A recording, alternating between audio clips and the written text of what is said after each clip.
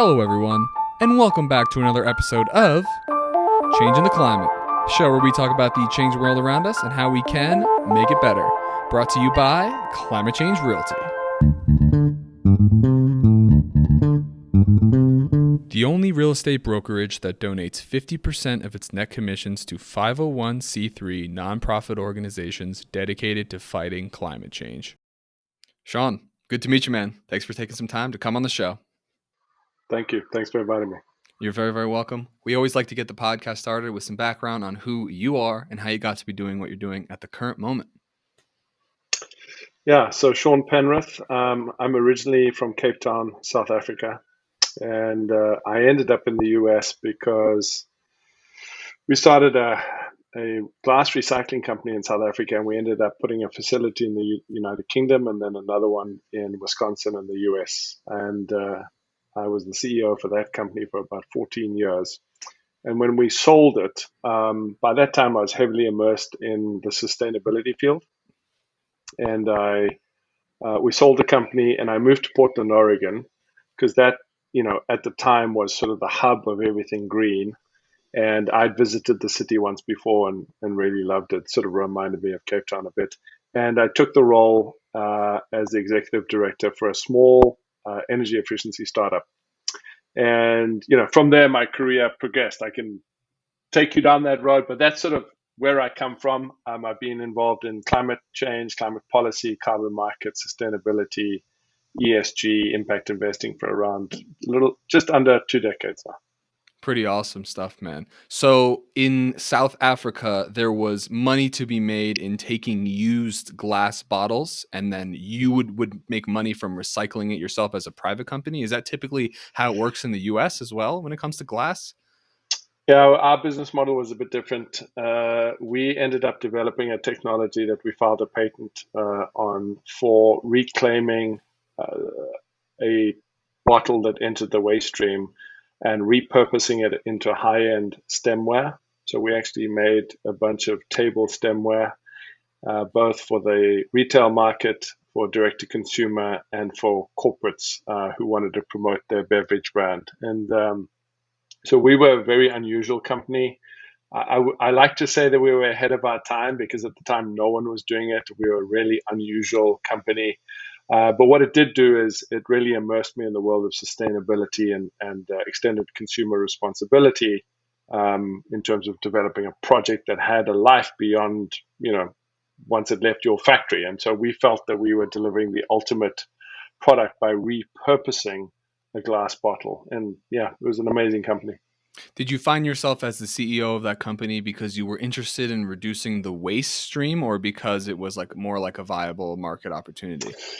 Yeah, so my partner and I, when we decided to start that company, it was driven by the fact that it was an incredibly innovative way to repurpose a bottle, and two, glass was entering the waste stream and had little added value, and three, it was the emergence of sustainability and recycling, and we thought that we would ride that wave.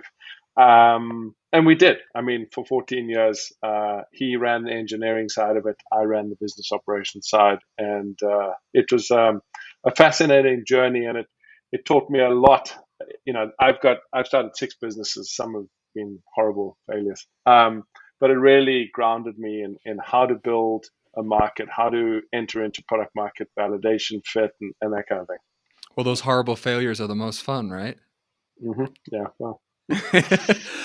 Before we get into talking about your most recent venture, I'd love to hear about your experience at the Climate Trust and then eventually managing Climate Trust Capital as well. Sure.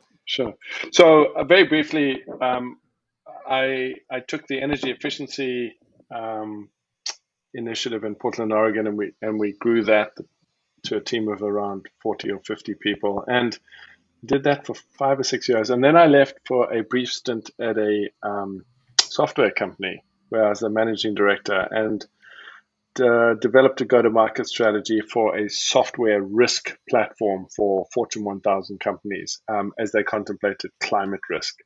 The founder wanted to sell the company, and so I took my leave. And at the time, I was on the board of the Climate Trust. I was the vice chair. And we had been recruiting for an executive director unsuccessfully. and the board asked me if I was open to them firing me or open to me stepping down from the board and taking on the role of executive director, which I was very thrilled to do. We had an amazing team. And, the Climate Trust is the country's oldest not-for-profit in carbon. They were really right at the gate when a carbon asset was even contemplated, and they led the offset quality initiative to try and help standardize quality. But anyway, so while we were there, the big challenge we had as a not-for-profit is that our business model, which was, I won't go into too technical detail, but there was a piece of policy in the state of Oregon that helped drive revenues from utilities to the Climate Trust.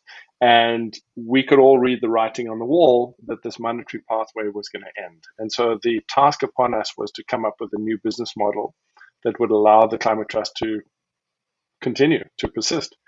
And so what we did after a bunch of review and analysis is landed on this notion that we would form Climate Trust Capital as a carbon impact investment fund.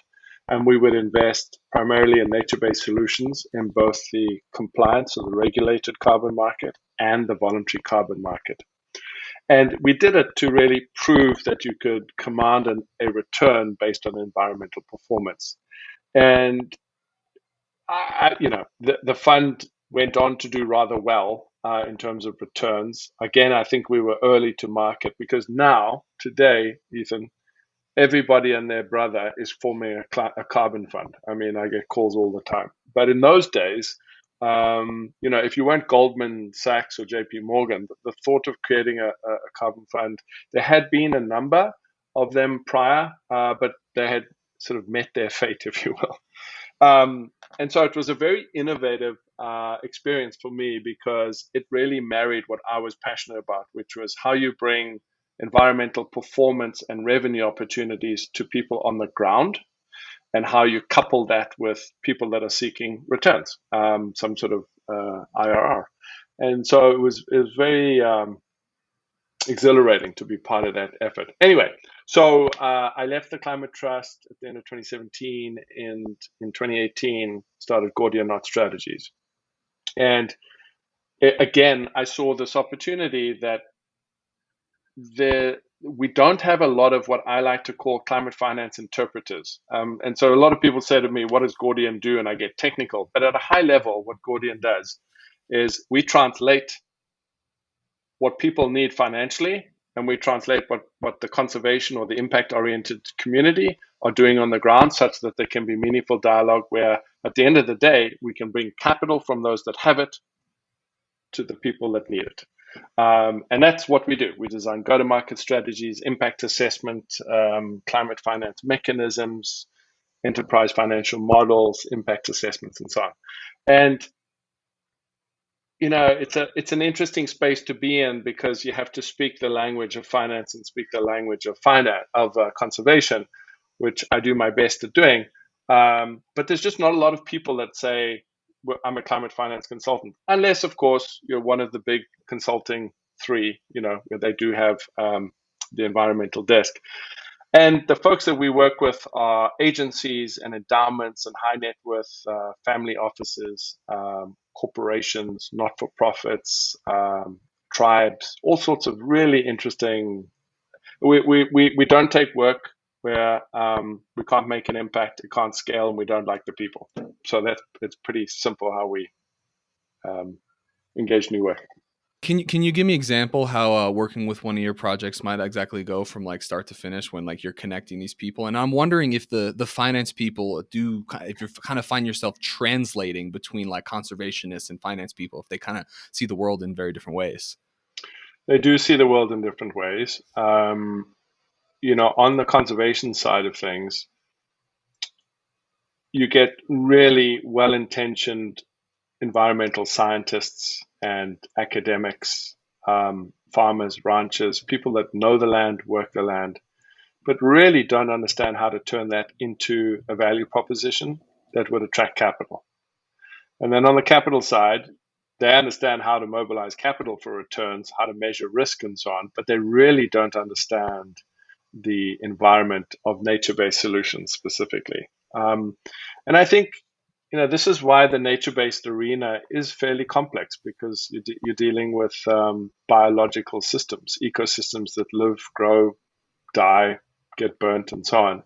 Um, and when you talk about technologies like carbon capture and storage, it is actually a lot easier for investors to understand. You capture a ton of CO2, you sequester underground. If the systems are strong, it'll stay there.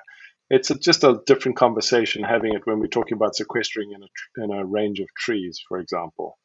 So the translation piece is really important. An example of a project. So a couple of years ago, American Forest Foundation and I connected. They wanted to deliver a program that would enroll a number of small forested landowners that are typically excluded from the carbon market. So if you own land and you've got 100 acres, for example, it's really difficult for you to create a carbon project on 100 acres of forest land. And American Forest Foundation recognized this opportunity, or this underserved community, given that they own almost two-thirds of the land in the US. And they created a program called the Family Forest Carbon Program. And what they wanted to do was try and figure out how to finance it. And initially, when I first met with them, they had differing ideas ranging from philanthropy and donor advised funds, but it really didn't center on a true investment opportunity, which in the end, we will be issuing, or they will be issuing, green bonds, which they will use to finance the project and pay an interest rate back to the bond purchaser.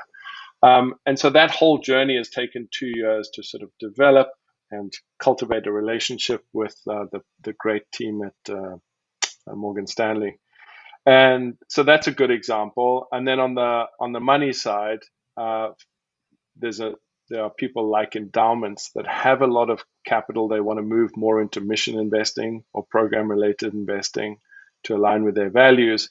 And what they're trying to do is develop a strategy. They want to understand, how do I deploy this so that I minimize my risk, so that I create meaningful impact that is measurable and reportable, and I don't sacrifice returns. I actually can go after, from 1 to 8% returns, depending on who it is. So, yeah, hopefully that gives you a picture, Ethan.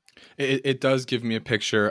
I'm just wondering, when it comes to someone who specifically spends most of their time in capital markets, or is really always after return on investment and minimizing risk, what incentive, that or strong incentive, they will have. And we've had interesting discussions about this on the podcast in the past, to invest in a carbon drawdown project, for example, like a regenerative farm, or even something as simple as a direct air capture plant, beyond just offsetting their own emissions for public, whatever Mm, clout, whatever you want to call it. I'm just wondering, how can we incentivize the private sector? What's drawing them into this carbon market beyond just like the voluntary market?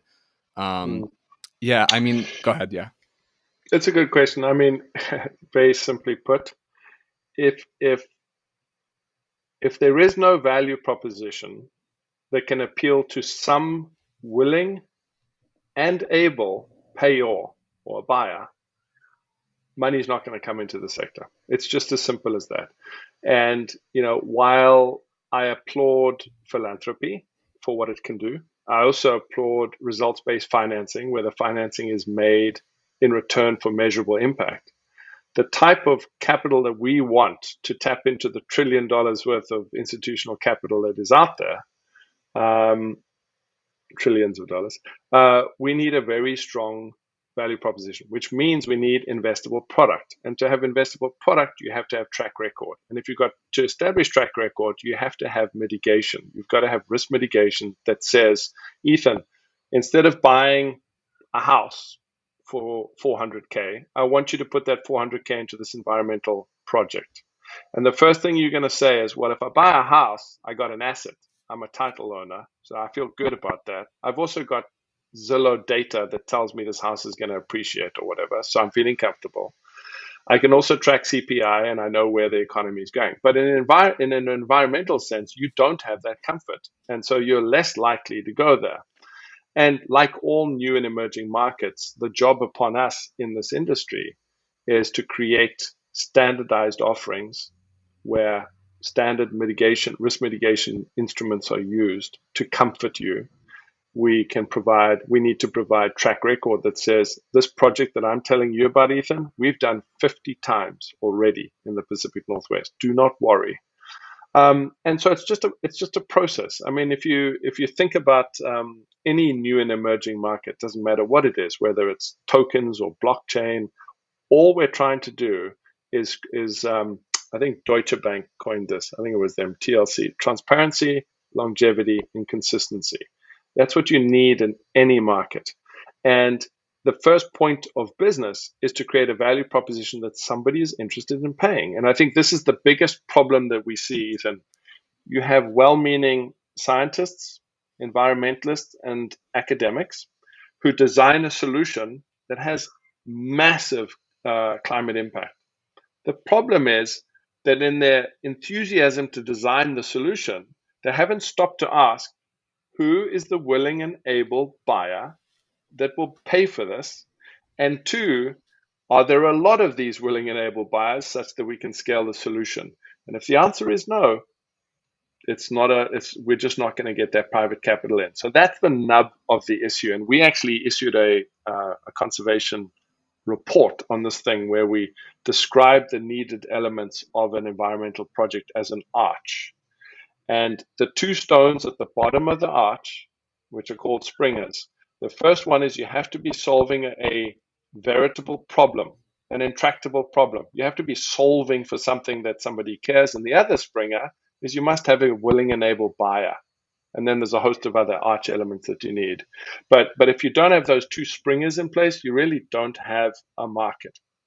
So when it comes to something like direct air capture or reforestation that doesn't have an innate short-term value to the economy, is the only way to incentivize capital into these than to use carbon credits? Is there anything else we can do?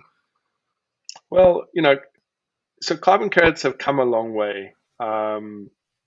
For those of us that have been in the market, for the last 10, 15 years, we've seen huge maturity in the carbon market. It is definitely the most mature environmental asset that you can monetize and sell. Now, there's lots of skeptics out there and so on. The role for a carbon credit is very specific in my mind, and it's attested to by standards like Science-Based Target Initiative and CDP and others. And that is that the first thing you have to do as an entity is obviously internally reduce your own emissions profile. So, your scope 1 and scope 2, and then ultimately scope 3 in your supply chain, you need to do everything you can to reduce the footprint. And at the end of that, you've got some residual emissions that you just simply can't mitigate. And that's where carbon offsets can help. Carbon offsets are just, in my mind, they're a very cost-effective transition tool because it will take time for, let's just take Remax, right, as a realtor company. I don't know what Remax's carbon targets are, but let's just say. No, you're good. I said, who knows, man? I know they do like 1% for the planet. A lot of their agents do. Yeah.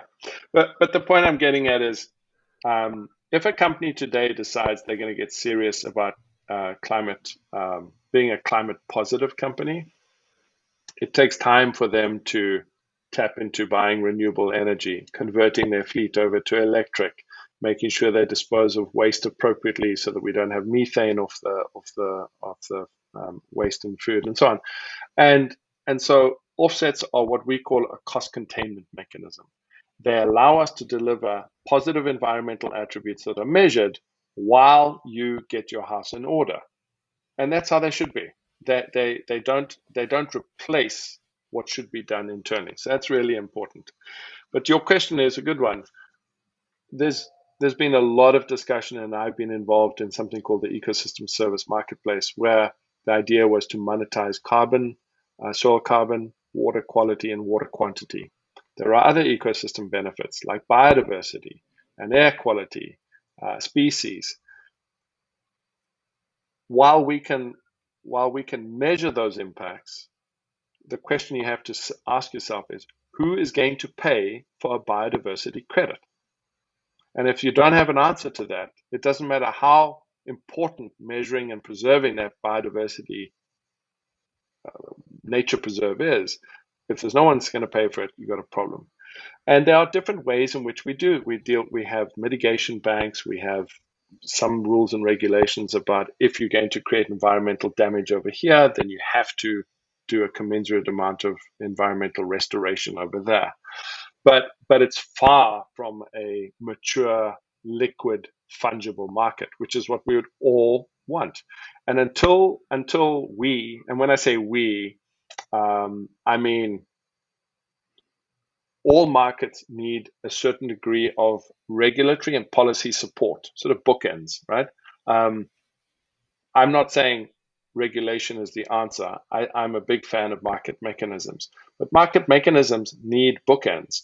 So, for example, as you'll recall, under President Obama, there was an attribution to carbon. It was the social cost of carbon at around $35 a ton. In the subsequent administration, that was removed. But it was very important that the administration put a price on carbon during President Obama's rule, because suddenly everything was benchmarked against it. So that's an example of how market mechanisms rely on some sort of policy support. But until we can figure out who values it and who will pay, it's really difficult. Thankfully, the carbon market is being propelled right now by two things, obviously. One is the outcome of the Paris Agreement, which is trying to move us to a 1.5 degree world. And then this huge upsurge in corporate commitments, net zero commitments. And these companies who have set these very ambitious targets to reach carbon neutrality are buying offsets as their sort of their arrow in their quiver, because they need to mitigate those residual emissions.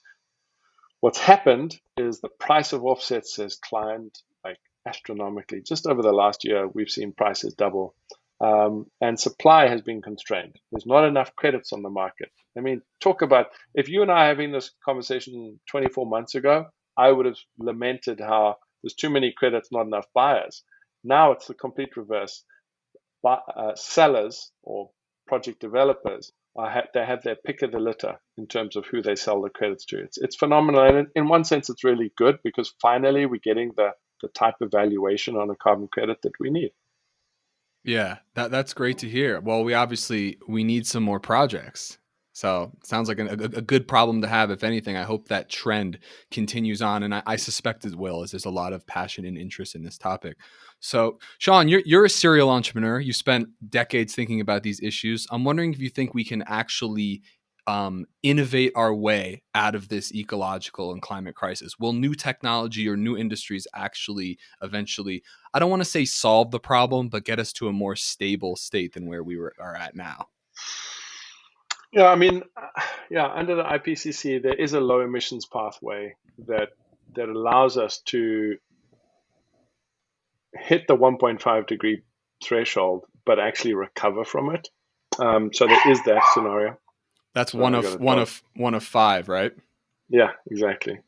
And it relies, on energy and fuel, the oil and gas sector, and energy to radically reduce their emissions. So I think if there was the commitment, and you see, this is the problem: is it's I think it's a misstep to say oil, gas, and energy should really figure out how to reduce their emissions. This is where regulatory and policy support really helps. If you look at the trajectory of renewable energy in this country, the Renewable Energy Portfolio Standard, the RPS, that was introduced state after state after state, which basically said for any state's energy supply or electricity supply, some portion of it had to come from renewable energy sources, was an incredible accelerant for renewable energy. So there wasn't a mandate. There was just, here's the portfolio standard. These are the targets you must hit.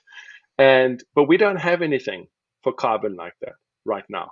What we do have, the closest is Q45, which is a tax credit incentive program, where if companies capture and sequester carbon, they can be rewarded between $35 and $50 a ton. This was introduced as part of the tax package under President Trump. Unfortunately, 45Q does not permit the same advantage to that tax credit for nature-based solutions. It's only for technology removals. But the point is, I think I don't want to say we can innovate our way out because that sounds sort of a bit empty. But I do think as long as we uphold the scrutiny on warming, which we're doing now, ever since COP26 at Glasgow, I mean, the attention is really squarely on it. Countries are going to have to report in 2023 how they're meeting their nationally determined contribution plans. And I think technology is responding, and investors are seeing opportunities in investing into those technologies. I mean, climate tech has experienced a venture growth or an uptick that's never been seen before. I get tons of calls from people in Asia and Europe saying, we're looking at investing in ABC climate tech company. What do you think? Can you do due diligence on them? What's your read on the market and so on? So there's a lot of money that's swirling around those. Of course, nature-based solutions can offer 30% of what we need to get to 1.5 degrees. So we don't want that left behind because nature-based solutions offer carbon impact, but a host of other co-benefits like species, like water, like jobs, like so on. So, carbon capture and storage or direct air capture is a wonderful technology solution, but it doesn't have a ton of co-benefits, really. I mean, it gets the job done, right? It mitigates carbon, which is obviously what we need. But to me, it's not a question of which solution. It's a question of the suite of solutions that we need for a 1.5 solution.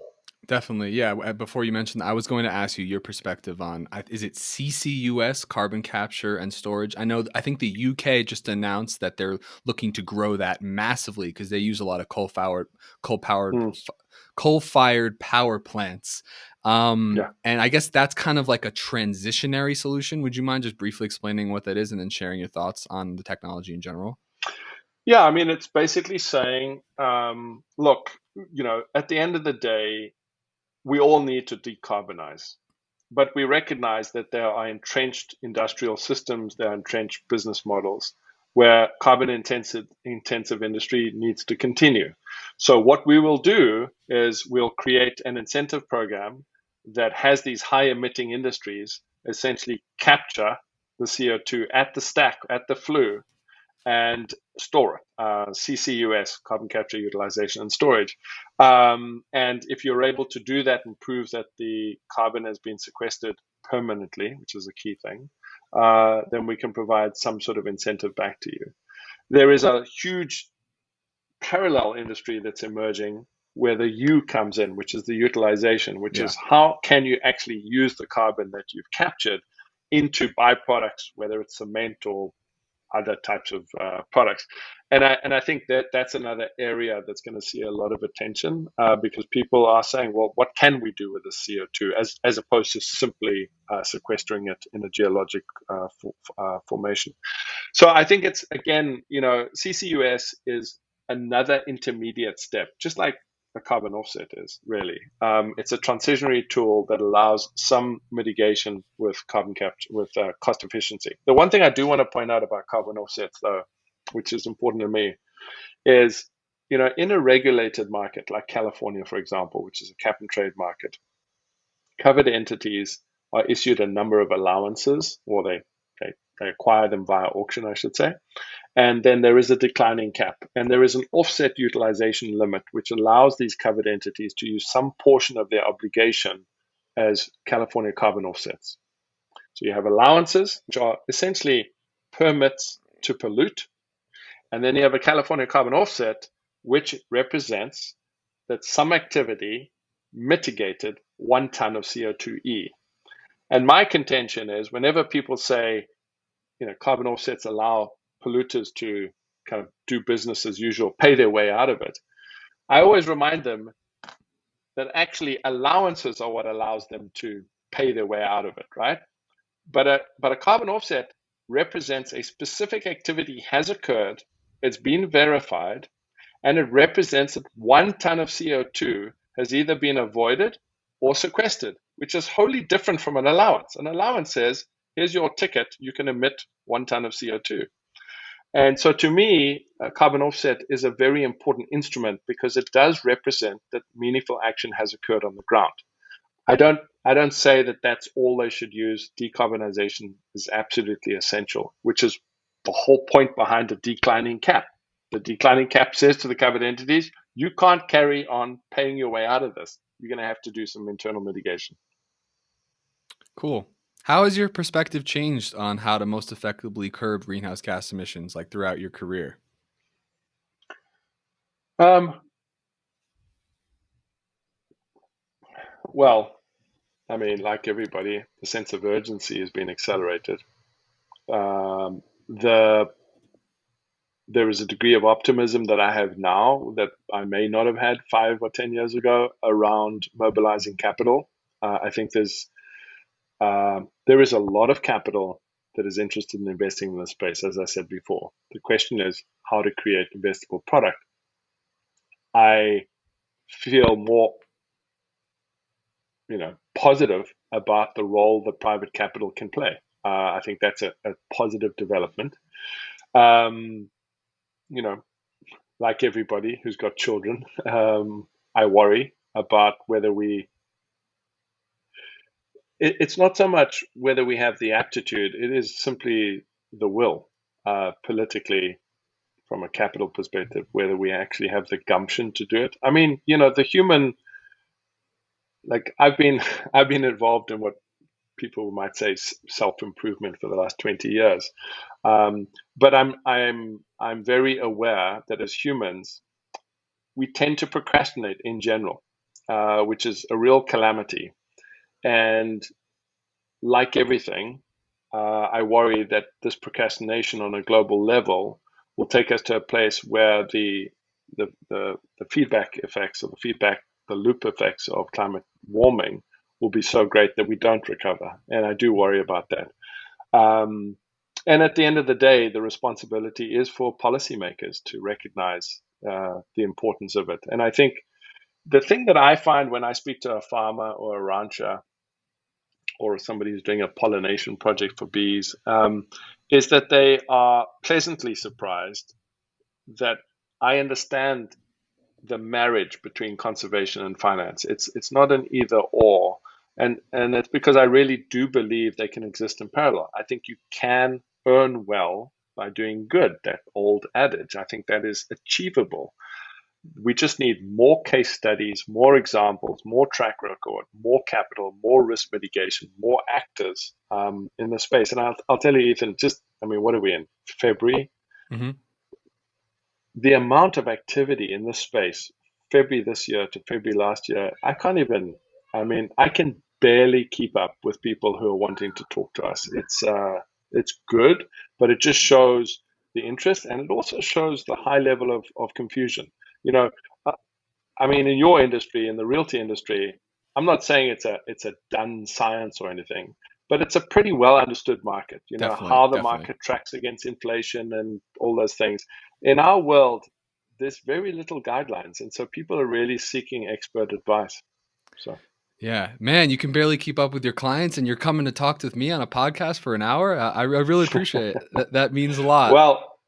well, I have Jacoba is my the other person who she's my operations manager. She carves 3 hours a week for me to talk to anyone under the sun that wants to talk to me. So I had an hour and a half for you in my 3 hour slot, so I'll speak to you. I have no problem. But and it's because we need more people. I speak to graduates. I speak to career change, mid career change people who are like, I used to be in banking. I want to do something in climate, or I was a teacher. I want to become a climate activist, or whatever it is, because we need more people to be enthused by the opportunity, specifically around climate finance. I mean, my whole thing is it's less about doom and gloom, the end of the world is nigh. It's more about how do we mobilize capital. That's my whole thing, is like, how can you help bring capital into this market?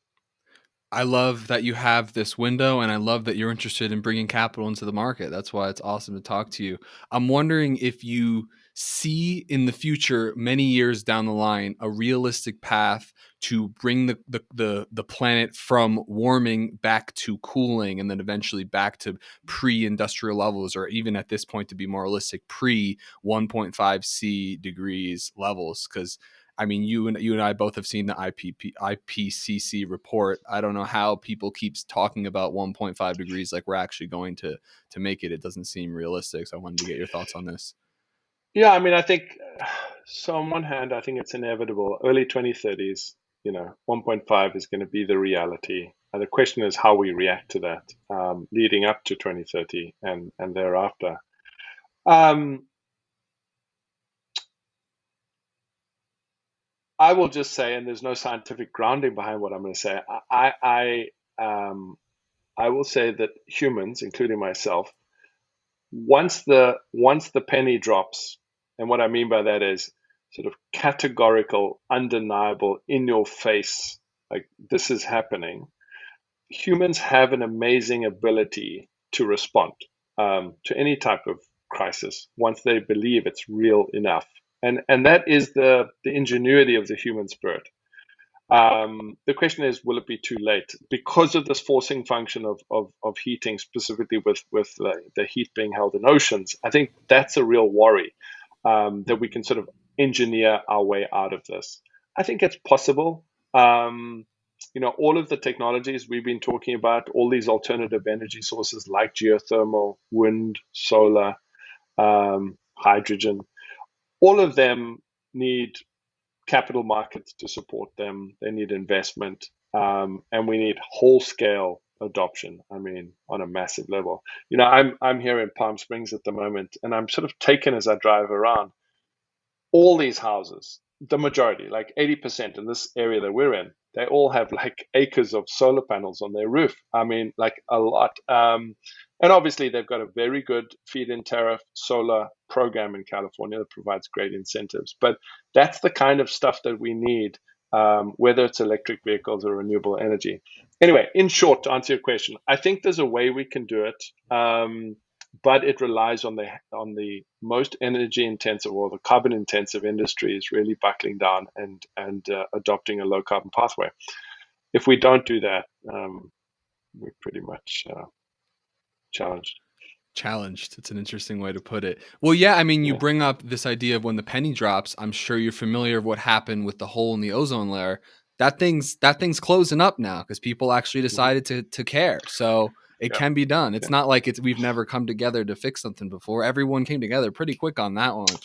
So Right. And if you look at that and you look at the acid rain program, both of those initiatives, mobilization initiatives, relied on policy or stand like we're going to do something about ozone depleting ingredients, materials, and so this is how we're going to reduce ozone or damage the ozone layer.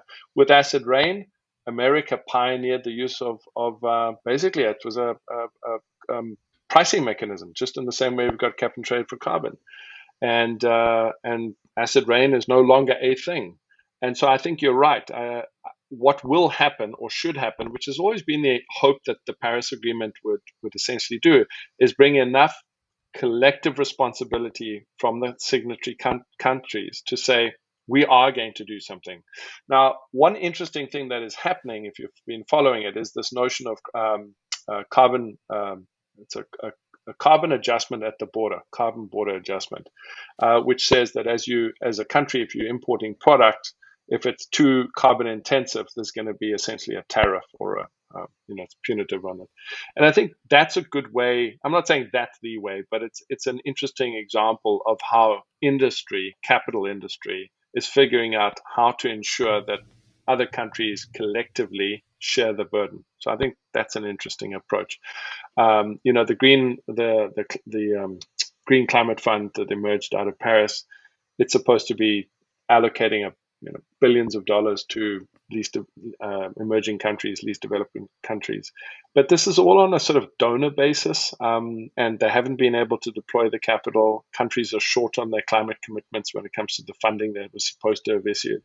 And to me, the way we're going to get there is where industry actually mobilizes and says, look at what the airline industry is doing under CORSIA. CORSIA says, the CORSIA effort is to say, we're going to take our airline industry carbon neutral by 2035. We're going to undertake sustainable aviation fuel initiatives. We're going to decarbonize, and we're going to invest in high, credible, quality offsets sourced from the leading registries. And I think it's really smart what they're doing because they're not waiting for regulation. They're saying we are responsible. If we want a social license to operate, we have to do this. Otherwise, we're going to be passé. I love that. Yeah, I continue to maintain faith in markets and capitalism because it's run by individual people and the consumers can decide with their by voting with their dollars which products are the best. So, That's on right. that note, what advice do you have for triple bottom line startup companies when it comes to first entering the market and communicating their visions to the general public? Yeah, that's a good question. There's a plethora of companies touting, you know, alignment with the Sustainable Development Goals and an environmental ethos. I think in this day and age, if a company cannot transparently communicate with authenticity the impact they're trying to or are achieving on the ground, how they measure that, and how the various co-benefits or positive impacts are being measured and reporting, it all just turns into a word salad. And interestingly enough, I had a call with someone who was asking us for some advice about 5 different companies in the climate space, and all these companies had different names. But what I pointed out to these people was, when you read the about us, they all say the same gibberish. It's all, high integrity, satellite imagery, LiDAR sensing, co-benefits, community building, impact tracking, all the same nonsense, really. And I happen to know a number of these companies, and I know that what they've got on their website isn't necessarily what they actually are able to do. I'm not saying that they're not telling the truth, they just haven't got to where they need to be. And so I think it's really important to be authentic and transparent. I think the whole world of consumers that you just referenced, they're becoming increasingly aware that what they buy, they have an ability to influence where it comes from, how it got there, how it was treated, who was responsible for it, and what kind of certifications or claims are made around these things. And that was heightened by COVID with the collapse of the supply chain. People started trying to find alternatives, and for the first time, started looking at where the stuff came from. I mean, nobody knew stuff came from Asia or wherever. They didn't pay attention to it. And so for companies starting out, I think that's number one. Of course, when you go back to our Arch framework that we developed, is the startup solving an identified needed problem? Is it solving for that problem? And two, are they willing and able people, clients, consumers, corporations that are willing to buy that startup service or product? That question has to be resolved at the get-go. And then there are different elements of the arch that have to be populated for any startup to be able to answer yes, yes, yes, yes. One of the elements of the arch that's also critical is the keystone stone, which holds the arch up in the center. And that keystone in our framework we have labeled team. And so when it comes to a startup, having the right team is critical. It doesn't matter how good the idea is. And that's coming back to what I was saying earlier. You have a bunch of well-intentioned academics who are designing an on-the-ground solution for a village or a community in Uganda, and the Ugandans didn't ask the academics to do anything. The academics didn't even consult the Ugandans, but the academics say, congratulations, we've just solved something for you. And the Ugandans say, I wasn't part of that. I didn't co-create that. I didn't even ask for the solution. And unfortunately, that happens a lot. So, our advice to environmental startups is look at the Arch framework.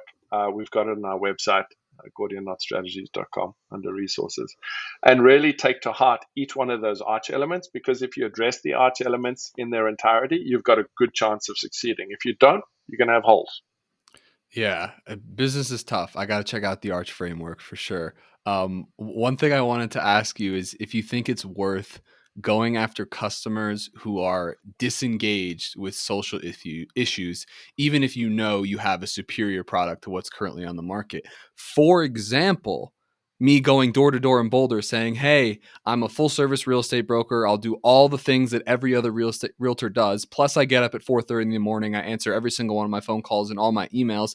And on top of that, I'm going to donate half of my commissions to nonprofits working on fighting climate change. I've found it's not, I mean, because prospecting is a lot of work. At a certain point, I love engaging in discourse with people who are disengaged from environmental issues. I have no issue with that. I think people can live their lives in any way they want to. But the problem is I love talking to them. So I'll end up wasting an hour of prospecting time talking to someone about whether the sun is the largest contributing factor to greenhouse gas emissions. So I wanted to ask you if you think it's worth going after people who are disengaged in maybe your company values, even if you know your product or service would be a good fit for them.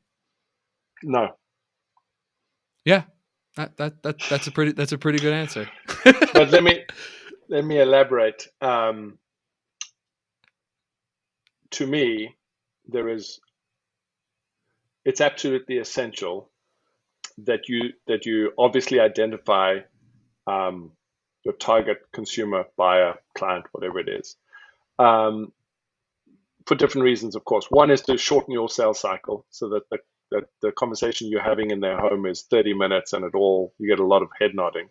But more importantly, perhaps, you are trying to leverage the halo effect. You're trying to get those people that understand what it is that you're doing to become your evangelists, to tell other people, their neighbors, who don't really care about these issues or not aware of these issues, hey, you should call Ethan because here's what he told me, and this is why it was important to me. And that neighbor can relate to the other neighbor. And so I really subscribe to focus on the target persona, or the target client, I should say, not persona, and use the halo effect, where as you build your business model, people who are not familiar with or intimately connected with climate issues start seeing your for sale signs, your billboards, and all of this traction, and going, hey, what is this? And should I look into it? I mean, that's kind of guerrilla marketing 101, as you well know. But I would, if you want to affect the change that you want to see, going after your halo consumer is going to be well worth it, in my opinion. I think that's been proven by a lot of case studies as well. I'm forgetting the actual study, but the idea of crossing the chasm and getting past the Right. innovators, early adopters, reaching that early majority, then it's like, oh, everyone's selling their house with climate change realty, then donating thousands of dollars seems like a no brainer to me. Yeah, Right. Sean, it's been great So having you on the podcast. Go ahead.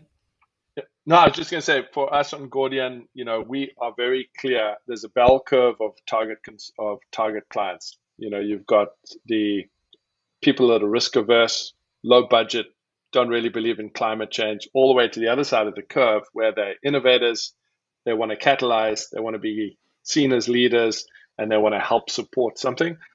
We don't talk to anyone left of the innovation line. We're just like, you know what? It's not worth it. While I can educate you, if you're not ready to be, as they say, the teacher shows up when you're ready. And if they're not ready, I'm not going to be the teacher. Yeah, I just have trouble finding those people when I'm weeding through the cold calls, but I get what you're saying. Yeah, but if you were able to identify some key indicators of those profile, for example, they donate to one of the environmental, they listen to NPR, they subscribe to the New York Times, or whatever attribute it is, and say, okay, those are the people, that it's a good indicator that they may be receptive, as opposed to just knocking on every door, right? I mean, you know your job better than me. I'm just saying that's the thought that occurs to me. Seems like a good thought to me. Well, Sean, before I let you go, I'll tell you this: I'm really big into the gym. I love exercising, and I need to consume a lot of protein. I eat a plant-based diet. I think And I can help you. yeah, I think you might be able to. I have these big plastic tubs that come to my house every single week from Orgain Organic Protein. So I was wondering if you could tell me a bit about your most recent venture, Mindful Proteins, before we sign off. Yeah. Briefly, thanks for asking. So, about a decade ago, I started practicing yoga because I damaged my meniscuses on my knee, and I really got into yoga. It's had a huge, profound effect on my life. Actually, led me to meditation and all sorts of other interesting things. But anyway, I do power vinyasa yoga. And so while I was doing this, I realized I was shedding a lot of muscle weight, and I couldn't figure it out because I was doing these highly intensive training routines for like 90 minutes. And I did a bit of research, and I'm like, oh, okay. I'm not consuming enough protein, obviously, because protein helps build muscle mass. So hop on Amazon and I start looking for, I didn't know the term at the time, but I was looking for clean label protein, like stuff that didn't have artificial junk in it. And I ordered a bunch of them, and they all tasted awful. They all had unpronounceable ingredients. It was just absolutely awful. And at the same time, I read an article by a Eastern European researcher who immigrated to the US, and he pointed out in his research paper that the protein production of our food supply chain has decreased from the early 1900s, so that a loaf of bread in early 1900s to a loaf of bread now is 30 or 40% less in protein value.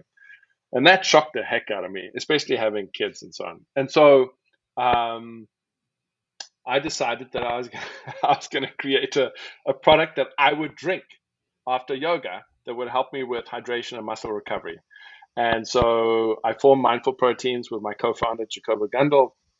And our first product is Tartu protein infused water. And it's 15 grams of high quality New Zealand whey protein isolate in a can, 30% of your daily protein intake. It tastes delicious, unlike these other products that taste like radiator fluid with some stevia.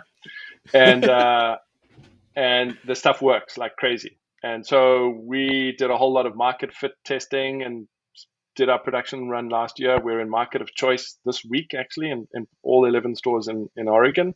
And we're going to be going on to Amazon and all those good things. So Gordian Knot Strategies is on climate, and Mindful Proteins is on functional food and beverages, but they're related, right? It's all to do with what's happening in a changing climate. Well, it comes in an aluminum can, doesn't it? Yes, The it does. most recyclable item that we have on the planet. Yeah, we specifically chose that over aseptic packaging or glass or plastic. We wanted, you can see on our website, everything is about carbon footprint. Like we want to produce in the Pacific Northwest, we want to distribute in the Pacific Northwest. We want the lowest carbon intensive packaging, cans, label. Everything must be, all our inks that we print with are water soluble and friendly. Like we are a protein or functional food and beverage company that's 100% aligned with the sustainable development goals. Like we really live and breathe it. I'd expect nothing less. It's been a pleasure, man. Any last pieces of advice for young people who are passionate about building a better world? Well, I got to say to you, man, what you're trying to do is an incredible niche. I think it's incredibly innovative and exciting. I think there's a model to blow it out. I really do. I don't like. I think it could be a new way or a national way under your leadership to sell a house with impact and meaning. Um, it's a question of the value proposition. I mean, you donating half the proceeds is incredibly compelling. But remember, for the homeowner, like what's in it for them, right? Yes, the fact that you donated, that's good. I love it. I love the messaging, but it's the what's in it for me piece that I think you need to solve for. And if you solve that, you're off to the races. So I my advice is like A, I applaud the innovation, but B is hunt it to ground. I think you're like 2/3 of the way there, but you need the last third to really crack that thing open. I appreciate that. And then general advice for people who aren't Ethan Shapiro, who are passionate about helping the world? Yeah, I mean, I think find the problem that you believe is a problem, examine that problem, and then answer the next question is, if I solve this problem, who will pay for it? If you can answer those two things, then you develop an initiative, a program, uh, a business, a community effort, whatever it is. But solve those two questions, and you've got a good chance of making a positive impact. Very good. Very entrepreneurial, Sean. Thanks so much for taking some time. I really appreciate it. All right. Yeah, nice to chat to you, man. Have a good weekend.